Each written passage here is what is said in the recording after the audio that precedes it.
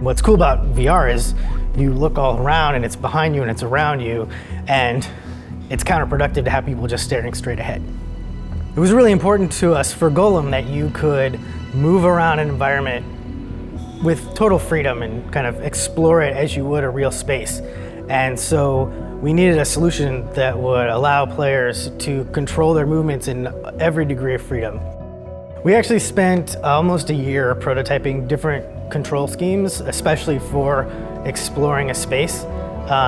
We tried a traditional gamepad, but the problem is you can't see your hands and you are making large body movements with just your thumb, and so that actually tends to disturb people and disorient them. What we decided to do was use a similar concept to how people walk around in the natural world, which is, we're calling it the incline control scheme. Basically, we know exactly where your head is, and so if you lean forward as if you're about to take a step, we can tell that you are moving in that direction and move your in-game character that way. The move is great because it was almost like you had a steering wheel, but you had never driven a car or seen a car before. Like you had this great control mechanism, but you didn't need it for anything. And so VR coming along is the second half of that equation. For us, the headset is your eyes and the move is your hand. And so anytime you're interacting with the environment, we're doing it entirely through the motion controls. When you're walking around on the floor of your room, a very natural thing to do with the move is to kind of point it at objects. So we gave you an illuminated crystal that shoots out a beam of light, and it's basically a flashlight that you're using to explore your house and underneath. So the one-to-one controls lead to these kind of one-to-one game mechanics where we're not making a game about pressing certain buttons to execute a combo.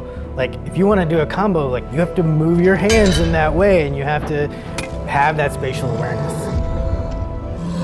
It's really opening up what would traditionally be a more hardcore game to a wider audience, because there's a lot of people who just can't use two thumbs to control themselves in 3D space, but everybody can point a flashlight at something.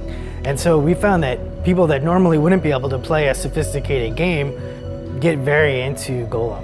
When you're trying to introduce brand new concepts like we are in VR, it's helpful to take the rules of the game and put them in the fiction somehow.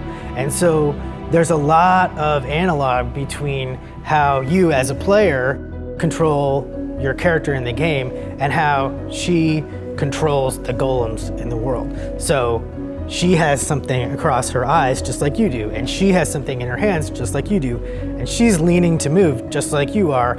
And so that helps you empathize with your character, and it also gives us an excuse to explain to new players how VR works.